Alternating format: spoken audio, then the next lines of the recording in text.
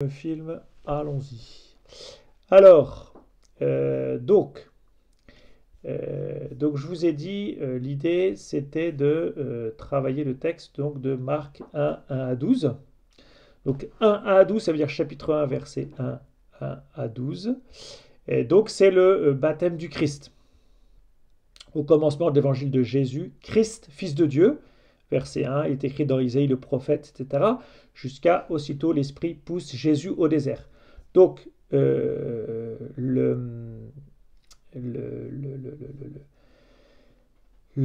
qu'est-ce que je voulais dire? Le premier verset, normalement je l'ai vu la semaine dernière, je vous rappelle simplement que le premier verset, il annonce tout l'évangile en réalité, hein, puisque effectivement, c'est l'évangile de Jésus, Christ, Fils de Dieu, qui sont les deux titres, Christ, Messie, Fils de Dieu, que en fait l'apôtre va développer tout au long de son évangile.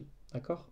Donc vraiment la question d'emblée, hein, la question de Marc, et ça c'est vrai aussi pour tous les évangélistes, mais en particulier pour Marc, c'est qui est Jésus? Qui est Jésus? Et je vous ai dit, hein, ouvrir l'évangile, c'est apprendre à connaître qui est le Christ pour mieux l'aimer. Alors, première citation, il est écrit dans Isaïe le prophète, voici que j'envoie mon messager en avant de toi pour ouvrir ton chemin. Voix de celui qui crie dans le désert, préparez le chemin du Seigneur, rendez droit ses sentiers. Alors si, je vous ai dit, hein, pour préparer un texte comme celui-là, en fait c'est super de pouvoir aller voir les citations dans l'Ancien Testament. Alors si vous avez une Bible Tob, traduction écuménique de la Bible, vous avez pu voir qu'elle vous donne des notes intéressantes parce que, justement, cette première citation n'est pas d'Isaïe. Eh oui. Cette première citation, elle n'est pas d'Isaïe, en tout cas pas dans son intégralité. La deuxième partie, elle est d'Isaïe, d'accord? En fait, le verset 3, c'est la citation d'Isaïe, qui est tirée de Isaïe 40, verset 3, je vous le cite, « Une voix proclame, dans le désert préparez le chemin du Seigneur, tracez droit dans les terres arides, une route pour notre Dieu, que tout ravin soit comblé. » Ça, c'est la citation d'Isaïe. Et en fait, vous avez au verset 2 de Marc, « Voici que j'envoie mon messager en avant de toi pour ouvrir ton chemin », c'est en réalité une citation de Malachie, chapitre 3, verset 1, « Voici que j'envoie mon messager pour qu'il prépare le chemin devant toi. » Et alors ce qui est intéressant, c'est que ce Malachie, il reprend en réalité une autre citation de l'Ancien Testament. Bon, ça, il faut être un peu trapu pour le voir, qui est une citation tirée de l'Exode, chapitre 23, verset 20. « Je vais envoyer un ange devant toi pour te garder en chemin et te faire parvenir au lieu que je t'ai préparé. » Alors, pourquoi c'est intéressant, ces citations? D'abord, vous vous rendez compte, première chose, et ça c'est très important, et ça c'est vraiment la pédagogie de Marc, hein, c'est que vous vous rendez compte que dès le verset 2, tout de suite, Marc vous cite l'Ancien Testament. Ce n'est pas le cas de tous les autres évangélistes. Rappelez-vous, si vous avez comparé avec Luc et Matthieu, ce n'est pas la même chose. Ça ne veut pas dire qu'il cite aussi l'Ancien Testament, mais Marc d'emblée. Ça veut dire quoi? C'est une pédagogie de Marc. C'est comme si Marc vous disait, pour bien comprendre ce que je vais te dire, regarde l'Ancien Testament. Alors à l'époque, les Juifs auxquels Marc parle, il ne parle pas qu'à des Juifs, mais il parle à beaucoup de Juifs, en général il parle à des Juifs, ils connaissent l'Ancien Testament. Je vous ai dit la dernière fois, le seul bouquin que connaissaient les gens dans le monde juif, les Juifs, c'était la Bible. Ils n'avaient pas le bouquin de physique, ils n'avaient pas le bouquin de maths, ils n'avaient pas tous les romans qu'on peut lire aujourd'hui, d'accord? Nous, aujourd'hui, n'importe quelle de notre bibliothèque ferait pâlir d'envie un type de l'époque. Ils n'avaient pas de livres. Et surtout, il y avait très peu de livres écrits. Donc, un juif, sa bibliothèque, c'est la Bible. C'est la Bible. Donc, lui, il connaît très bien la Bible. Très, très bien la Bible. Donc, il est capable, quand Marc lui dit regarde l'Ancien Testament, relis l'Ancien Testament et tu vas comprendre de quoi je te parle, et bien voilà ce que vous dit Marc. Et donc nous, il faut qu'on fasse un peu l'effort. Quand vous ouvrez le Nouveau Testament, il faut faire l'effort. Nous n'avons pas le choix d'aller chercher dans l'Ancien Testament. Ne serait-ce pour, non pas vérifier si l'auteur de l'Évangile dit vrai, on va présupposer qu'il dit vrai, mais simplement pour en fait, pour voir le contexte. Pour voir le contexte. Alors, le contexte de ces citations. Mon messager est en avant de toi, ça c'est l'Exode. L'Exode, c'est quoi? C'est quand même intéressant. L'Exode, c'est 40 ans dans le désert. Mais le désert, on va pas en parler juste après? On va en parler juste après. Jésus va passer 40 jours au désert. Le peuple a passé 40 ans au désert. Tous ces petits trucs-là vous montrent qu'en fait, eh bien, qu'en fait, Marc est en train de dire que Jésus va vous emmener dans un exode. Exode, exodus, exodos en grec, c'est le chemin. Donc en fait, Jésus va vous emmener en voyage. L'évangile, c'est un voyage. C'est un voyage intérieur. D'accord? C'est un voyage intérieur, mais c'est un vrai voyage. Et c'est un exode. C'est-à-dire, ça veut dire quoi un exode? Ça veut dire que ça va être une opération de libération. L'exode, dans l'Ancien Testament, c'est la libération du peuple. Donc c'est votre propre libération qui va s'opérer à la suite de Jésus. Mais c'est aussi la constitution d'un peuple nouveau, d'un peuple de libérés, d'un peuple de sauvés, de disciples de Jésus. Alors, voilà. Voilà, c'est aussi préparer le chemin. Là, je reprends la citation d'Isaïe pour le coup. Préparer le chemin, c'est l'imminence d'un événement. D'accord? C'est l'imminence d'un événement.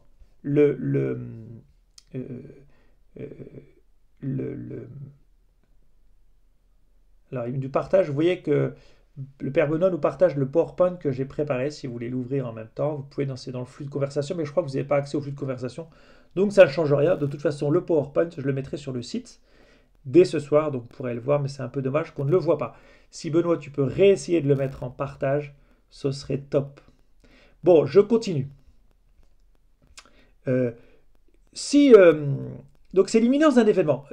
Préparer le chemin du Seigneur, dans Isaïe, il y a vraiment cette idée qu'il va se passer quelque chose. Et là aussi c'est important, il va se passer quelque chose. D'accord? Le début de Marc, c'est il va se passer quelque chose. Évidemment, ce quelque chose, vous le savez, c'est le baptême. C'est le baptême qui va suivre.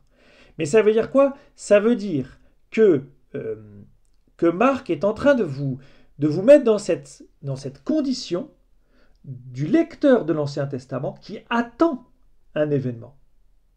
Le juif de l'époque de Jésus, il attend quelqu'un. Il attend le Messie. Il est dans l'attente. L'attente, c'est ce que nous allons vivre pendant l'Avent, je vous signale. Mais là, il essaye de vous mettre dans la peau de celui qui ne connaît pas Jésus, qui ne sait pas que le Messie va arriver. Et Marc est en train de... En fait, finalement, est en train de faire ce que fait Jean-Baptiste avec les Juifs de l'époque. Il est en train de dire, préparez-vous, il arrive. D'accord? Préparez-vous, il arrive. Et puis, moi, j'ai eu un peu la curiosité quand même d'aller plus loin dans Isaïe 40. Et donc, j'ai regardé un peu plus tout le chapitre d'Isaïe 40. Alors, je vous lis. Je vais aller vite, je n'ai pas tout noté, mais c'est très intéressant de voir qu'au fond, en arrière-plan de ce chapitre 1 de Marc, eh bien, il y a le chapitre 40 d'Isaïe. Je lis. Consolez, consolez mon peuple, dit votre Dieu. Parlez au cœur de Jérusalem que son crime est expié. Une voix proclame, dans le désert préparez le chemin du Seigneur, alors se révélera la gloire du Seigneur, et tout être de chair verra que la bouche du Seigneur a parlé. Monte sur une haute montagne, toi qui portes la bonne nouvelle à Sion. Dis aux villes de Juda, voici votre Dieu. Voici le Seigneur Dieu, il vient avec puissance. Comme un berger, il fait paître son troupeau. Son bras rassemble les agneaux, il les porte sur son cœur. Il mène les brebis qui allaitent. À qui pourriez-vous comparer Dieu? Quelle forme lui donneriez-vous? Il habite au-dessous de la voûte qui couvre la terre. À qui pourriez-vous me comparer? Qui pourrait être mon égal? Dit le Dieu saint. Il rend des forces à l'homme fatigué. Il augmente la vigueur de celui qui est faible. Tout ce que vous avez entendu là, je pense que vous l'avez lu dans le chapitre 1 de Marc. D'accord? On a un Jésus qui va guérir des gens, qui va consoler. On a un Jésus qui va exorciser des démons, qui va exorciser. On va entendre le Père dire « Voici mon Fils bien-aimé, se révèle la gloire de Dieu ». Voici, et puis bien sûr une bonne nouvelle, c'est l'Évangile. Vous voyez? Donc comment, effectivement, l'Ancien Testament, en fait, va éclairer l'Évangile. On dit que autant l'Évangile va comme expliquer l'Ancien Testament, il va l'accomplir, il va lui donner sa signification profonde, ultime, autant l'Ancien Testament, lui, va comme illustrer, préparer le Nouveau Testament. J'avance. Verset 4. Alors Jean, celui qui baptisait, parut dans le désert. Il proclamait un baptême de conversion pour le pardon des péchés. Et le texte continue. Toute la Judée, tous les habitants de Jérusalem se rendaient auprès de lui. Ils étaient baptisés par lui dans le Jourdain en reconnaissant publiquement leurs péchés. Alors, cette apparition de Jean-Baptiste, alors elle vient d'un coup. Alors, Marc, le principe de Marc, c'est qu'il est très sobre dans sa rédaction. Si vous aimez un peu les romans, la littérature, si vous comparez à d'autres auteurs de littérature, vous pourrez remarquer que Marc est très sobre, il y a très peu d'explications. Vous verrez, c'est lapidaire parfois ces phrases. Bing, ça tombe d'un coup. Là, tout d'un coup, vous avez un Jean-Baptiste qui débarque. Alors on peut estimer, parce qu'il ne le présente pas, hein, il ne le présente pas, mais on peut estimer que ce Jean-Baptiste est connu des lecteurs de Marc, évidemment. Si vous lisez les Actes des Apôtres, les premiers disciples, les disciples, les membres de l'Église, en fait, ont rencontré beaucoup de gens qui avaient reçu le baptême de Jean, mais qui n'avaient pas été baptisés dans l'Esprit Saint. Et donc, en fait, l'auteur estime que Jean-Baptiste est connu. Et il est connu. Et il est connu comme celui qui propose un baptême dans le désert. Toujours le désert. Le désert, c'est l'Exode. Le désert, c'est l'Exode.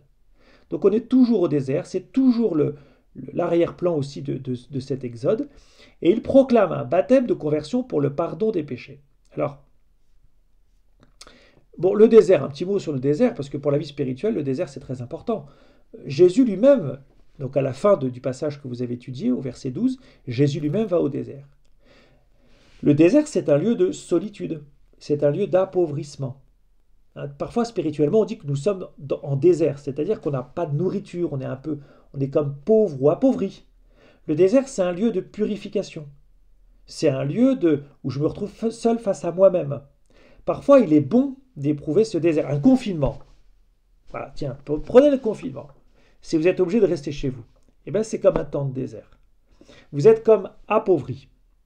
Et un désert, soit vous le prenez de manière négative, c'est-à-dire que vous vous plaignez, c'est pas assez ceci, c'est pas assez cela, j'ai pas d'eau à boire, j'ai rien à manger, d'accord? Vous pouvez vous plaindre, comme le peuple pendant l'Exode qui n'a cessé de se plaindre.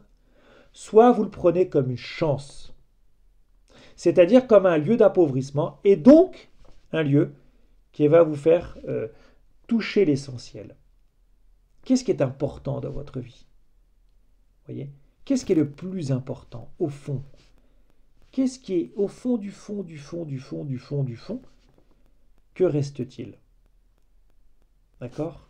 Donc le désert, c'est un temps de purification, et c'est un temps qui est difficile, c'est un lieu de souffrance, mais c'est aussi un lieu de rencontre avec l'essentiel, c'est-à-dire avec Dieu. Voilà. Pour rencontrer Dieu, en fait, il faut traverser un désert. Si vous prenez les grands mystiques et même la vie des saints, souvent, ils ont traversé des déserts pour pouvoir rencontrer Dieu. Des déserts, c'est des moments de solitude, c'est des moments de souffrance. Vous êtes comme purifié. La souffrance purifie. Elle n'est pas bonne en elle-même, la souffrance. Hein. C'est ce que je disais dans mon homélie sur les béatitudes, et ce que me disait le Père Benoît. Hein. Une béatitude, heureux ceux qui pleurent. Le bonheur, il n'est pas dans les pleurs. Le bonheur, il est d'être consolé par Dieu. Le bonheur, il n'est pas dans le désert en tant que tel. Il est dans la rencontre que va susciter ce désert, la rencontre avec Dieu. Ça, c'est capital. Je continue. Alors, on nous dit que Jean proclame un baptême de conversion pour le péché. Alors, je vais aller très vite. On ne sait pas trop ce que c'était ces baptêmes. Hein.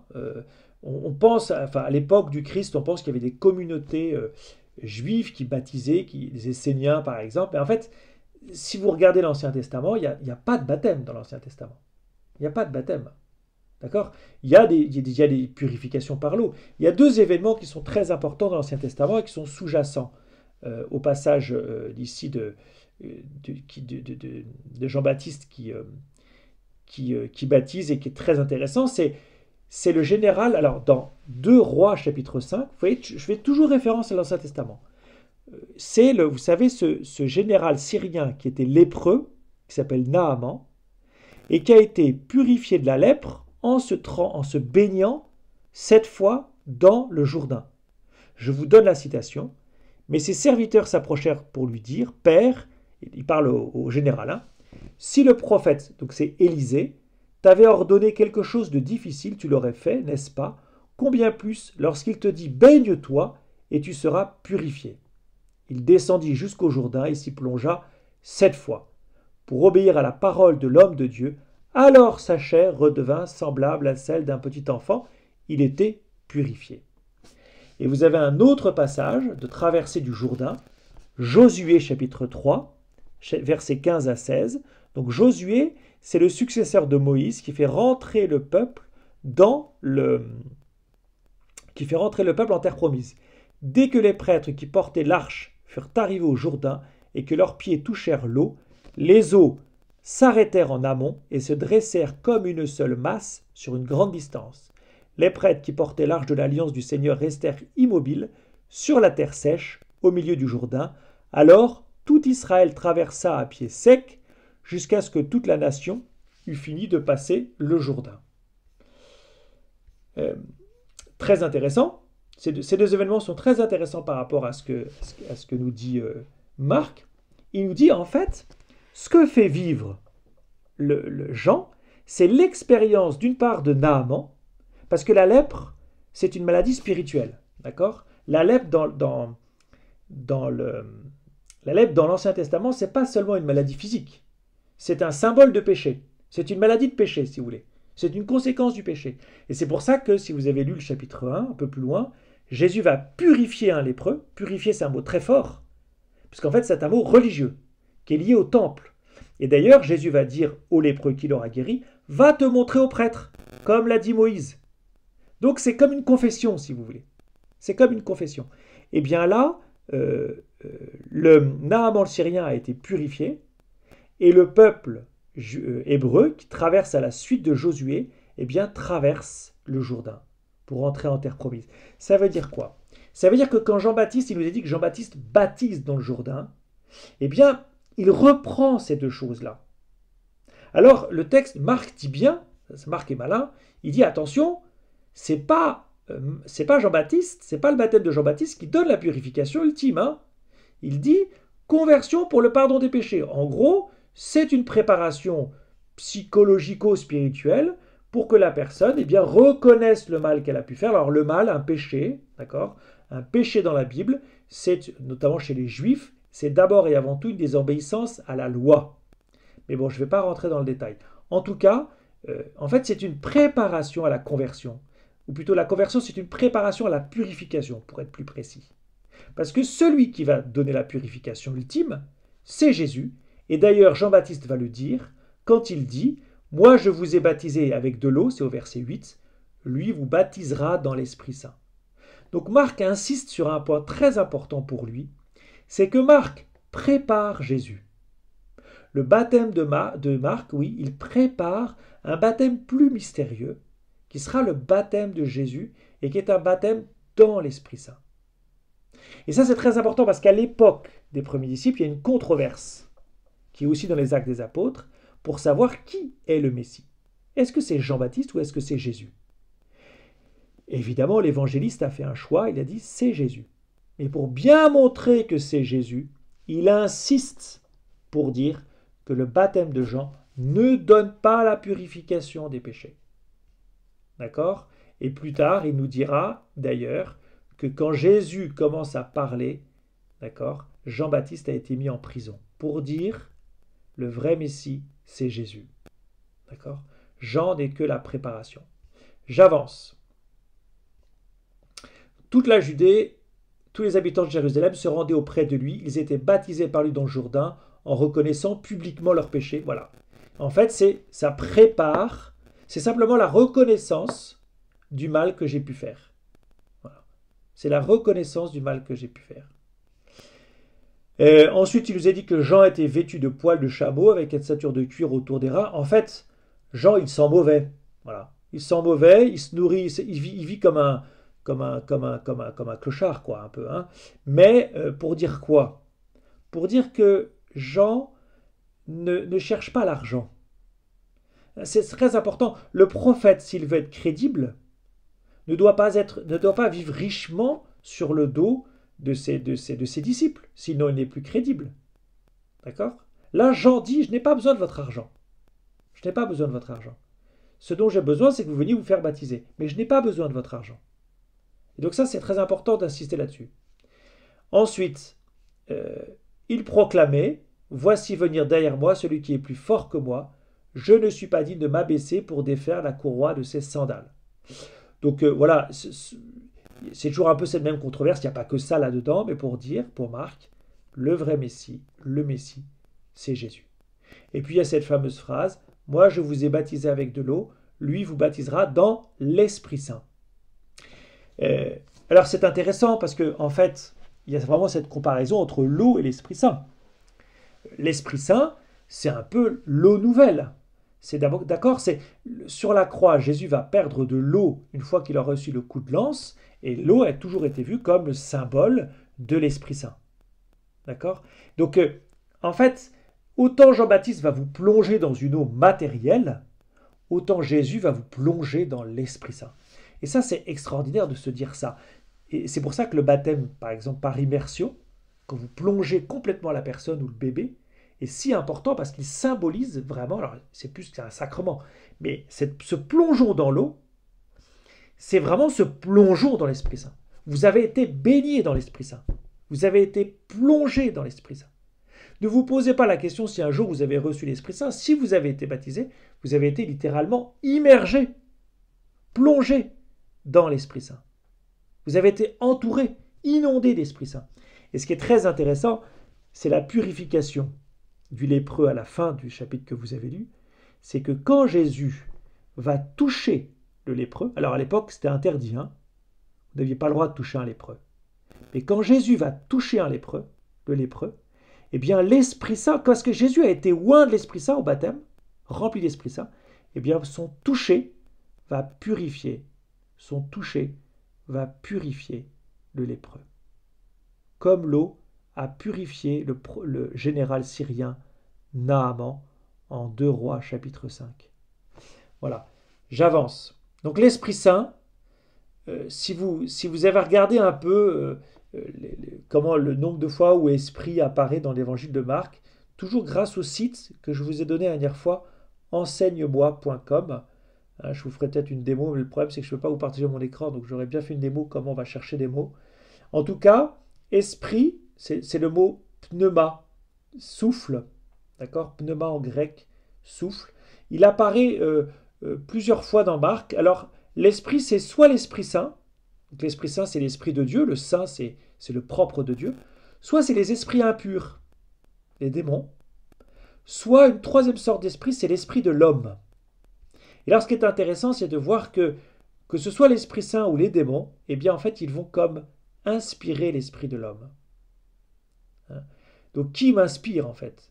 Est-ce que celui qui m'inspire, c'est l'Esprit de Dieu, ou est-ce que celui qui m'inspire, c'est l'esprit impur, c'est l'esprit mauvais? Voilà. J'avance. Le baptême de Jésus par Jean. Alors, je passe donc au baptême de Jésus par Jean, je vais aller très vite. En ces jours-là, Jésus vint de Nazareth, ville de Galilée, et il fut baptisé par Jean dans le Jourdain. Donc Jourdain, c'est étymologiquement celui qui descend. Vous savez que le Jourdain, c'est le lieu, la mer morte, c'est le lieu le plus bas de la terre. Ah super, j'ai droit à mes slides. Alors regardez. En ces jours-là, Jésus vint de Nazareth, ville de Galilée, et il fut baptisé par Jean dans le Jourdain. Regardez le chemin que fait Jésus de Nazareth, si vous n'avez pas une idée de ce que c'est que la Terre Sainte.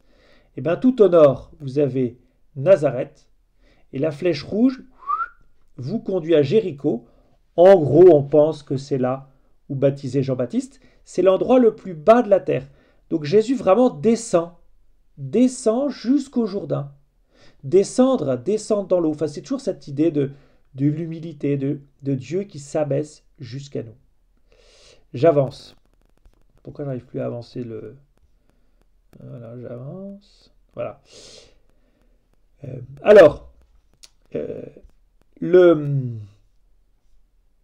Et aussitôt en remontant de l'eau. Alors bon, en ces jours-là, Donc vous voyez comment c'est sobre, comment c'est lapidaire. Il fut baptisé par Jean dans le Jourdain. Pouf, pas d'autres détails.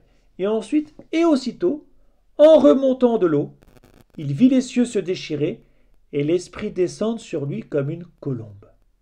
Donc les cieux qui se déchirent, en fait, ça vous fait penser à une citation d'Isaïe 63, 19, que je cite maintenant. « Nous sommes comme des gens que tu n'aurais jamais gouvernés, sur lesquels ton nom n'est pas invoqué. Ah, si tu déchirais les cieux, si tu descendais, les montagnes seraient ébranlées devant ta face. » Cette déchirure des cieux, en fait, elle est attendue depuis très longtemps par le peuple.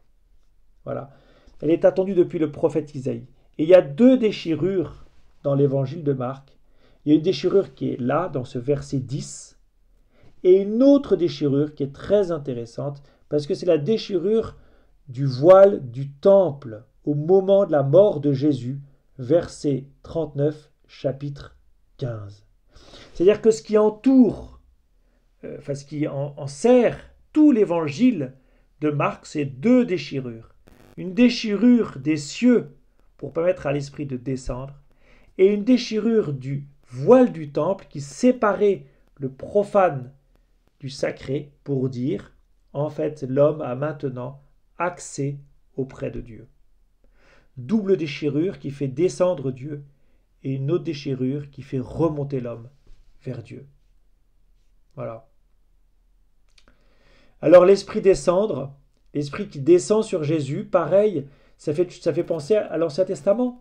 L'Esprit, il nous a dit que l'Esprit fonde sur Samson, dans le livre des Juges, chapitre 14, verset 19. Le roi David, il est oint par le prophète Samuel et l'Esprit Saint le saisit. 1 Samuel, chapitre 16, verset 13. Voilà, l'Esprit qui descend, c'est la marque du Messie. C'est la marque du Messie.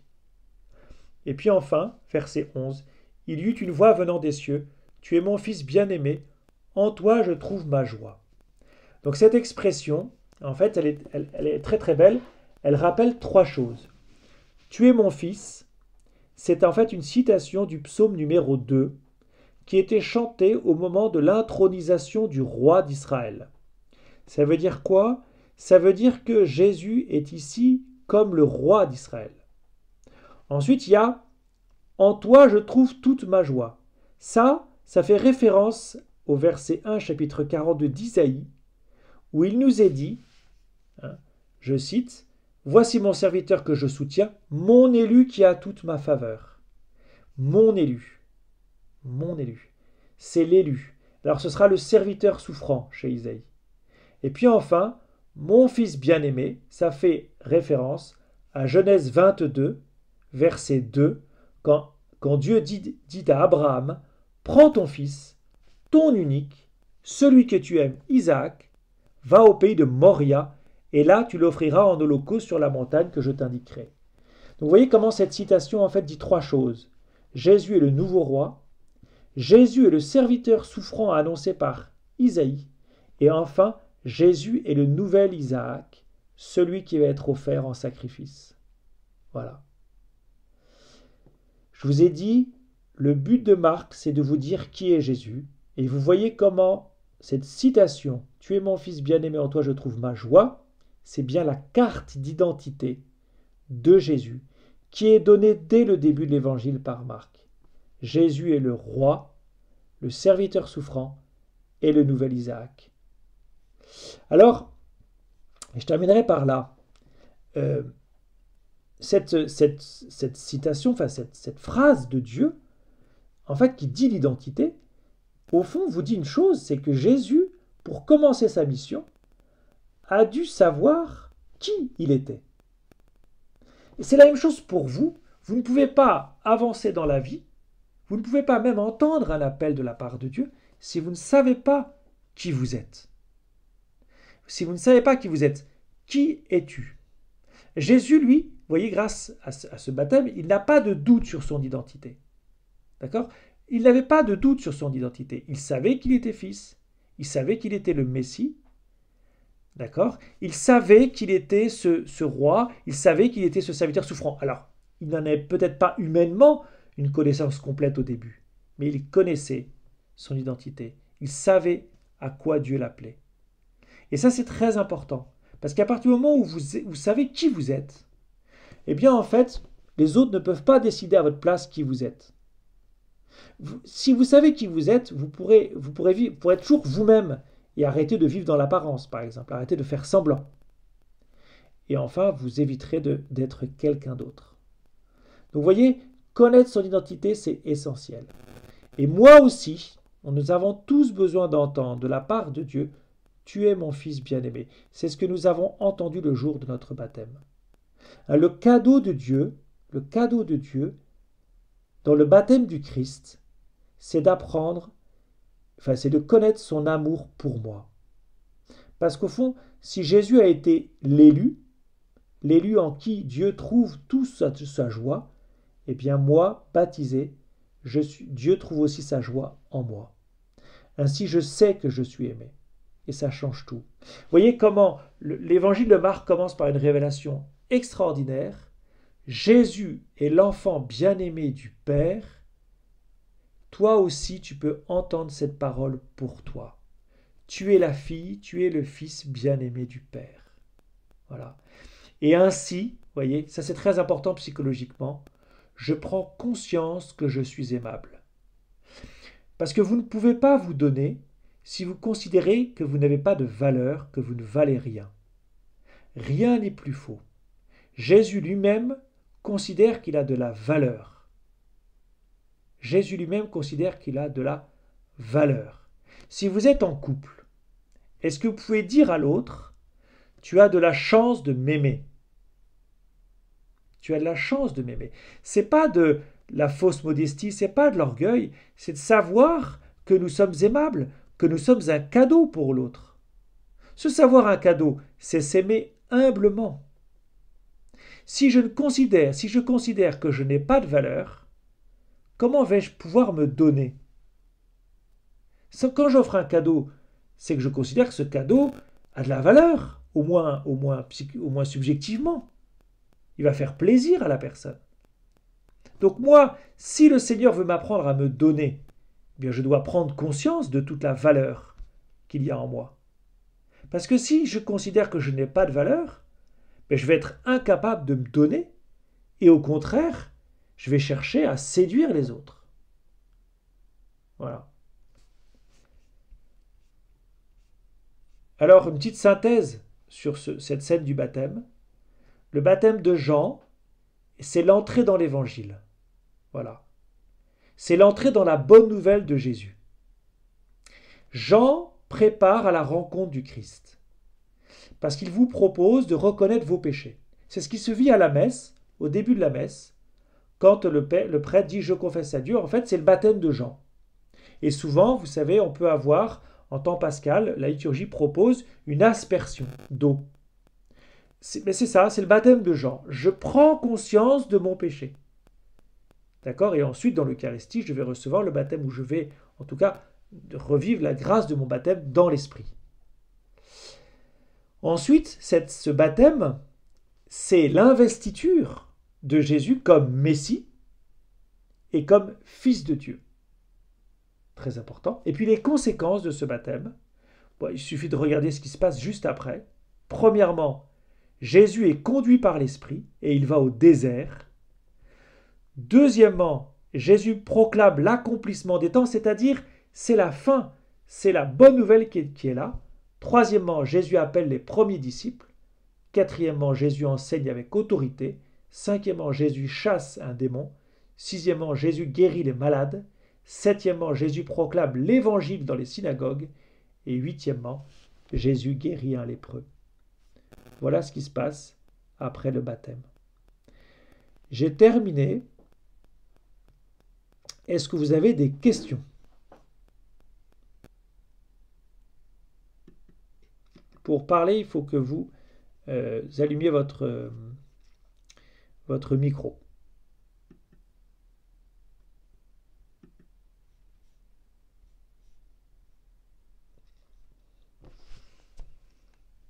Allez-y. Benoît, est-ce que tu peux descendre les slides, s'il te plaît?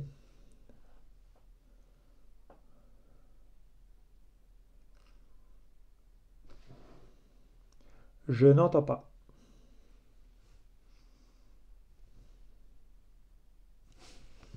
C'est Margaret. Allez-y, Margaret.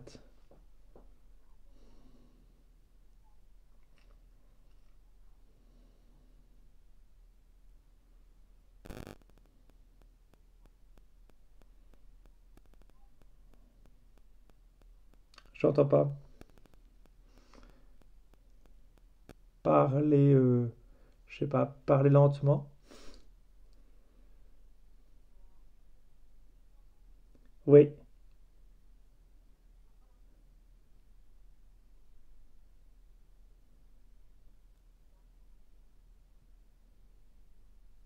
Ah, ok. Euh, la question, si tout le monde l'a, je sais pas si tout le monde l'a entendu, en fait, l'objection de Margaret, c'est que autant nos amis juifs de l'époque de Jésus avaient des péchés à confesser, pas Jésus. C'est ça? Oui. Alors, ça, c'est un grand mystère. Beaucoup de commentateurs ont cherché à comprendre. Quand vous lisez dès Augustin, dès les premiers pères de l'Église, la première question à propos de ce baptême, c'est ce Jésus. Pourquoi est-ce qu'il est allé chercher le baptême de Jean alors qu'il n'a pas de péché? Ah, bah alors, il y a beaucoup de choses à dire. En fait, une des réponses, c'est de dire que ça, c'est Paul qui va le dire d'une autre manière quand il va dire, par exemple, qu'il s'est fait pécher pour nous. Alors, c'est très, très mystérieux. C'est de comprendre, enfin, c'est de comprendre. Jésus, pour nous pardonner de nos péchés, a pris sur lui tous nos péchés.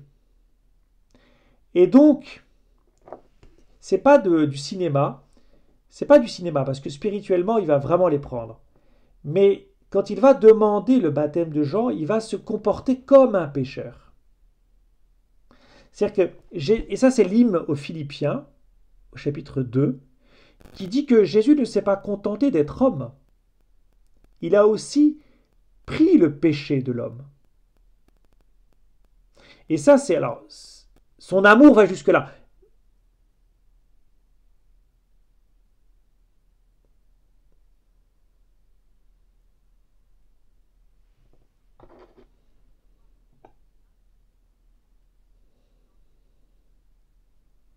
Et qu'est-ce qui vous fait dire qu'il avait besoin du baptême de Jean pour recevoir l'Esprit Saint?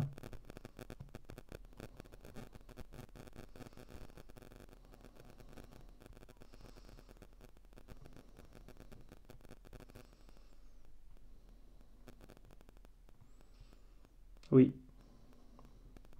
oui, oui,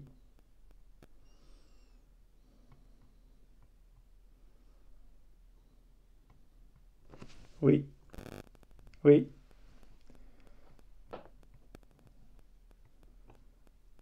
oui. Mais vous avez raison, Christina. Une autre raison pour laquelle Jésus va se faire baptiser dans le Jourdain, c'est aussi une question de révélation. C'est comme s'il utilisait effectivement ce baptême de Jean pour dire, pour que tout le monde entende, tu es mon fils bien-aimé. Et ça, en cela, vous avez raison. C'est que le baptême de Jean joue le rôle de révélateur de l'identité de Jésus. Tout à fait. Est-ce que vous avez d'autres questions?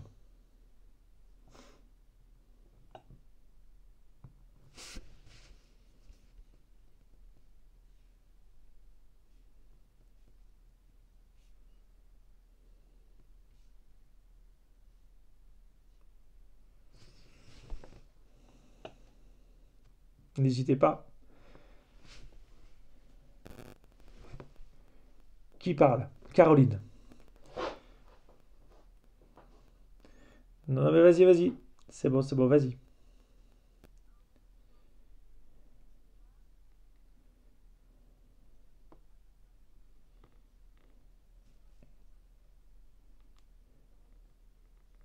Non, pas du tout. Pas du tout. Parce que, alors ça, c'est Jésus qui est malin. C'est qu'il va chercher des pêcheurs parce qu'il va en faire des pêcheurs d'hommes. C'est pas qu'ils connaissent mieux le métier pour devenir pêcheur d'hommes, parce qu'après il va appeler Si vous avez lu le chapitre 2, il va appeler Lévi qui est collecteur d'impôts. Je vais autant vous dire que ce n'est pas vraiment un pêcheur de poissons. Non, c'est que, en fait, c'est que Jésus habite la Galilée, qui s'est installé à Capharnaüm, qui est au bord du lac de Galilée et qui est une ville de pêcheurs, surtout. Donc les gens qui l'écoutent à l'époque sont des pêcheurs de poissons, et donc les hommes qui l'appellent en premier sont des pêcheurs de poissons. Voilà. Mais ça tombe bien, ça fait référence à pêcheurs d'hommes. Bon. Non, non, non, le péché, attention, hein, le péché, ça n'a rien à voir avec pêcheur. En français, malheureusement, c'est un peu le même mot, mais c'est pas la même orthographe. Je vous rappelle que pêcheur, c'est E accent circonflexe, et péché, c'est E accent aigu. Et un pêcheur, ce n'est pas PE accent circonflexe pour parler du péché.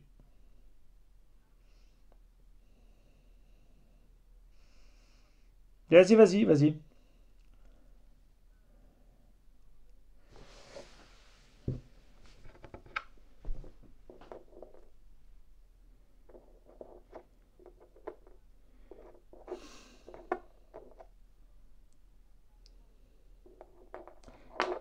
Caroline, il faut être patiente, tu vas trop vite.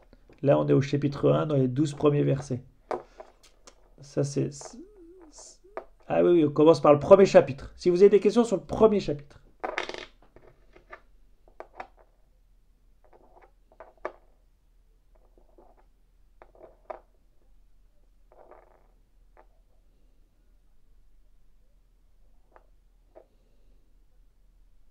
Oui, tout à fait. Tout à fait.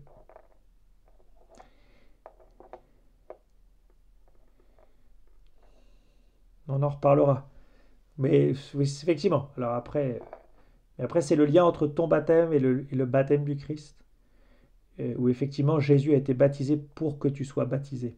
C'est aussi ça la troisième raison pour laquelle Jésus se laisse baptiser. Ça va? Est-ce est-ce qu'il y a d'autres questions? Qui ça? Ah, Lucie. Vas-y.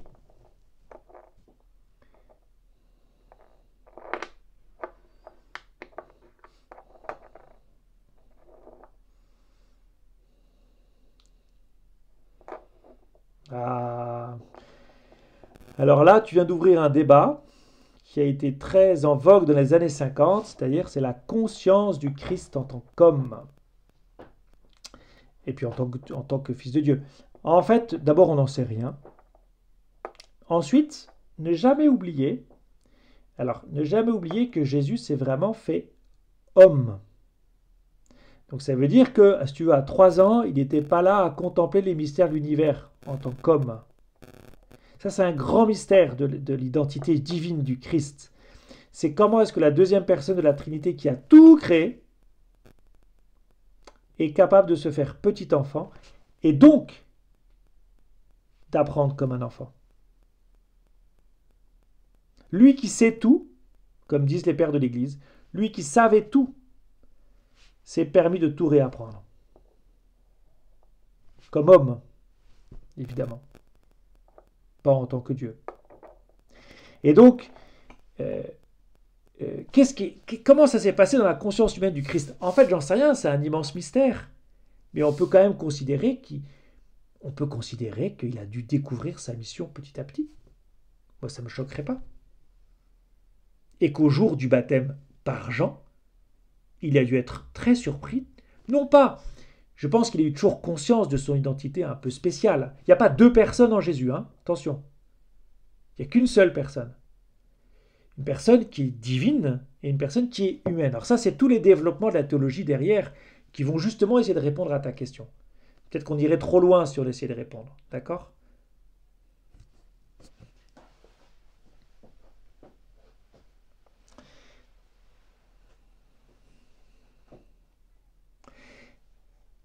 Ah ah! Et qu'est-ce qu'il dit exactement? Puisque nous avons des spécialistes.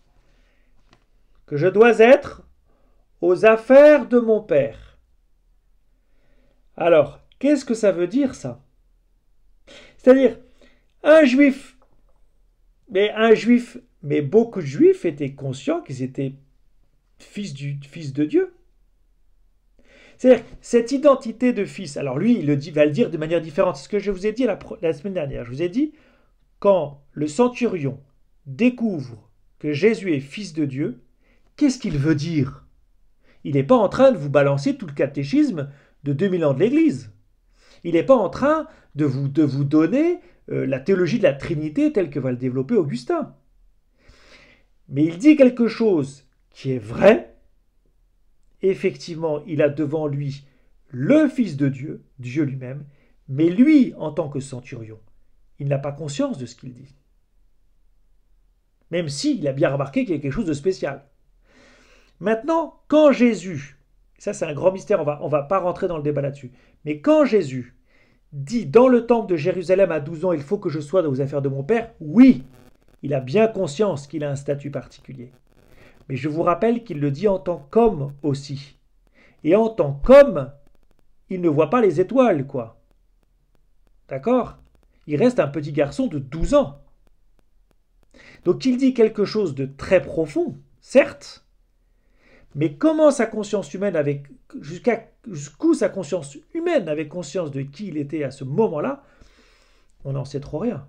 Maintenant, je suis bien sûr qu'il savait qui il était, c'est-à-dire qu'il avait une identité spéciale, ça c'est sûr. Mais jusqu'où en tant qu'homme il avait conscience de qui il était en tant que Dieu? Oh là là, ça c'est des débats. Vous voulez rouvrir des bouquins des années 50, on ne va pas s'en sortir. Mais ça mériterait un développement plus long que ce soir. Est-ce qu'il y a une... Mais c'est des bonnes questions, hein, tout ça. Hein. Mais vous voyez, ce qui est très intéressant, petite parenthèse, quand vous avez une question, ben vous achetez un livre de théologie, puis vous le lisez. C'est le meilleur moyen d'avancer. Est-ce qu'il y a une autre question?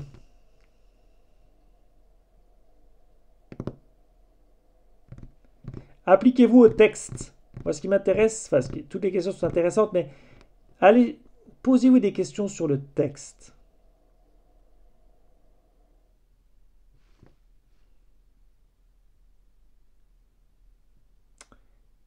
Il est...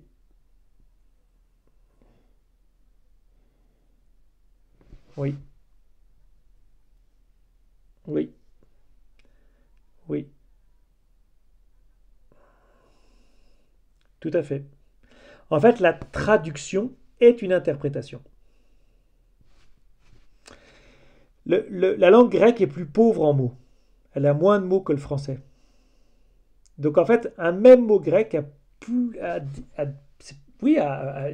des sens, est plus riche en sens. Enfin, je sais pas comment dire. Il y a plus de mots français. Et donc, oui, effectivement, la traduction a fait un choix. Et donc, pour une part, la traduction est déjà une interprétation. Et c'est intéressant d'ailleurs. D'ailleurs, c'est intéressant de comparer les différentes traductions. Parce qu'elles vous disent déjà des nuances du texte. Et elles vous montrent que nous qui sommes scientifiques, on est en 0,1. Donc on adore ce qu'on appelle l'univocité du sens. On peut pas c'est que c'est ça ou autre chose. Vous voyez ce que je veux dire, c'est ça et pas autre chose. En littérature, en traduction, c'est plus fin que ça. Et oui, il y a des nuances. Et effectivement, à partir du moment où je vais traduire, je vais faire des choix. Et ces choix, il veut me montrer, il veut me donner des nuances. Voilà. Les amis, on va arrêter là.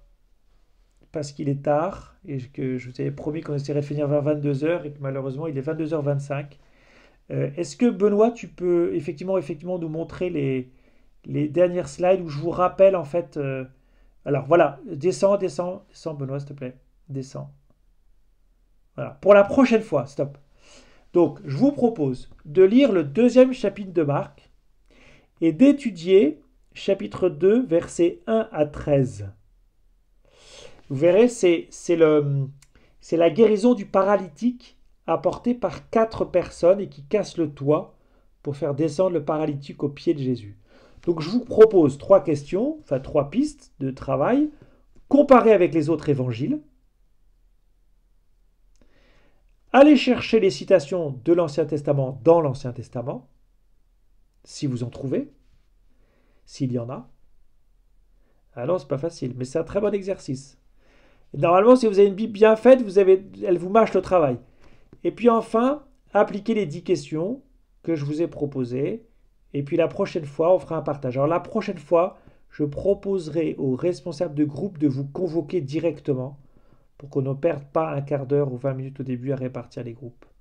Comme ça, vous aurez deux liens. Vous avez un premier lien avec votre groupe et puis moi ensuite, je vous enverrai un deuxième lien pour ce qu'on vient de vivre ensemble.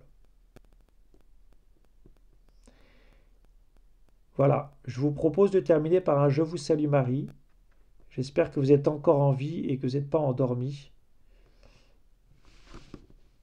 Je vous salue Marie, pleine de grâce. Le Seigneur est avec vous. Vous êtes bénie entre toutes les femmes, et Jésus, le fruit de vos entrailles, est béni. Sainte Marie, Mère de Dieu, priez pour nous pauvres pécheurs, maintenant et à l'heure de notre mort. Amen. Je vous souhaite une très bonne